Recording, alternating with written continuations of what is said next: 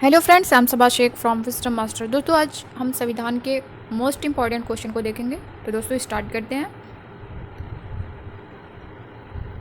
पहला प्रश्न हमारा है, भारतीय संविधान के किस भाग को संविधान की आत्मा की संज्ञा दी गई है। तो दोस्तों पहला ही क्वेश्चन बहुत ही इंपॉर्टेंट है। भारतीय संविधान के किस भाग को संविधान की आत्मा की संज्ञा दी गई है। तो दोस्तों प्रस्तावना को। पहला ही क्वेश्चन आपका बहुत ही इंपॉर्टेंट है। अगला क्वेश्चन देखते हैं, भारत के संविधान की प्रस्तावना या उद्देशिका किन शब्दों से शुरू होती है। हम भारत के लोग, इससे शुरू होती है। अगला क्वेश्चन देखते हैं, संविधान निर्माताओं ने सबसे अधिक ध्यान किस पर दिया था।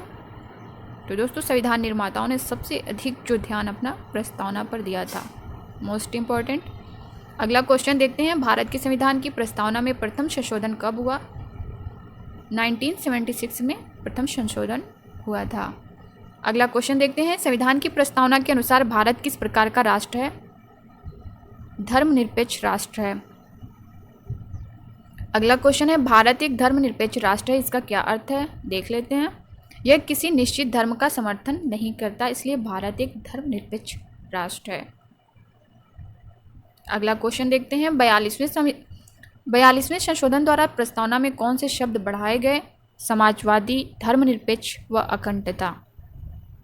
ये जो शब्द हैं वो 42वें संविधान संशोधन द्वारा प्रस्तावना में बढ़ाए गए। अगला देखते हैं, भारत एक गणतंत्र है, इसका क्या अर्थ है, देख लेते हैं। भारत में वंशानुगत शासक नहीं है, इसलिए भारत एक गणतंत्र है। अगला क्वेश्चन देखते हैं, भारतीय संविधान की प्रस्तावना के अनुसार भारत के शासन की शक्ति किसके पास है।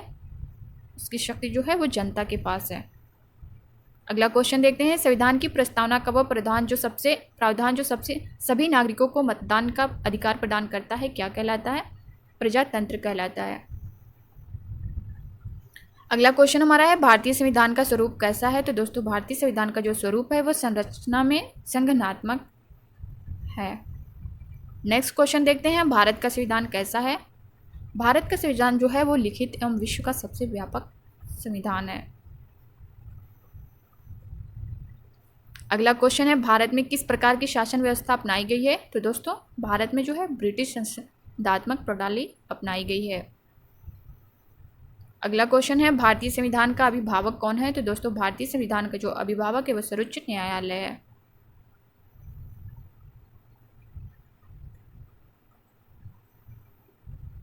अगला क्वेश्चन है, भारत के संविधान में संघीय शब्द की जगह किन शब्दों को स्थान दिया गया।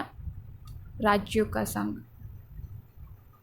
इनको स्थान दिया गया। अगला क्वेश्चन है, भारतीय संविधान में कितनी अनुसूचियां हैं। तो दोस्तों भारतीय संविधान में 12 अनुसूचियां हैं। अगला क्वेश्चन देखते हैं, भारतीय संविधान अपना अधिकार किससे प्राप्त करता है। भारतीय जनता से प्राप्त करता है। अगला क्वेश्चन है, लिखित संविधान की अवधारणा ने कहाँ जन्म लिया। फ्रांस में जन्म लिया। अगला क्वेश्चन देखते हैं, आध्यात्मिक शासन का उदय सर्वप्रथम कहाँ हुआ। ये सर्वप्रथम संयुक्त राज्य अमेरिका में हुआ। अगला क्वेश्चन है, भारतीय संविधान में नागरिकों को कितने मूल अधिकार प्राप्त हैं। तो दोस्तों 6 मूल अधिकार प्राप्त हैं।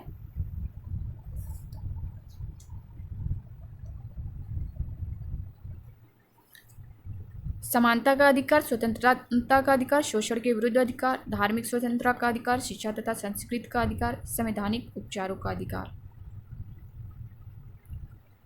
7वां जो था वो संपत्ति का अधिकार था, जिसे समाप्त कर दिया गया है 44वें संविधान संशोधन 1978 के तहत। अगला क्वेश्चन देखते हैं, संविधान की द्वितीय अनुसूची का संबंध किससे है। तो दोस्तों संविधान की द्वितीय अनुसूची का संबंध जो है वो महत्वपूर्ण पद अधिकारियों के वेतन भत्तों से है।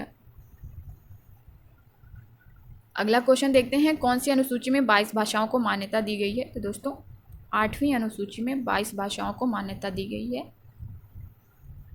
Most important. अगला क्वेश्चन देखते हैं, दल बदल के आधार पर निर्वाचित सदस्यों की अयोग्यता संबंधी विवरण किस अनुसूची में है। दोस्तों ये 10वीं अनुसूची में है। अगला क्वेश्चन है, संविधान की 6ठी अनुसूची किस राज्य में लागू नहीं है। मणिपुर में जो है ये 6ठी अनुसूची लागू नहीं है। अगला क्वेश्चन है, किस राज्य के आरक्षण विधेयक को 9वीं अनुसूची में सम्मिलित किया गया। तमिलनाडु को। अगला क्वेश्चन है, भारतीय संविधान की कौन सी अनुसूची राज्य के नामों की सूची तथा राज्य क्षेत्रों का ब्यौरा देती है? पहली अनुसूची। अगला क्वेश्चन देखते हैं, भारतीय संविधान में 9वीं अनुसूची परिवर्तित हुई, प्रथम संशोधन द्वारा परिवर्तित हुई। अगला प्रश्न है, किस अनुच्छेद के अंतर्गत उपराष्ट्रपति पद की व्यवस्था है? अनुच्छेद 63 के अंतर्गत उपराष्ट्रपति पद की व्यवस्था है। अगला क्वेश्चन देखते हैं, किस अनुसूची में असम, मेघालय, त्रिपुरा व मिजोरम राज्यों के जनजातीय क्षेत्रों के प्रशासन के बारे में प्रावधान है? दोस्तों ये 6ठी अनुसूची में है। अगला क्वेश्चन देखते हैं, भारतीय संविधान में भारत को कैसे वर्णित किया गया है? तो दोस्तों भारतीय संविधान में भारत को राज्यों का संघ इसमें वर्णित किया गया है। अगला क्वेश्चन देखते हैं, भारतीय संघ में किसी राज्य को सम्मिलित करने का अधिकार किसको है? तो दोस्तों संसद को है। अगला क्वेश्चन देखते हैं, 500 से अधिक देशी रियासतों को भारत में विलय करने के लिए कौन उत्तरदायी है? सरदार पटेल।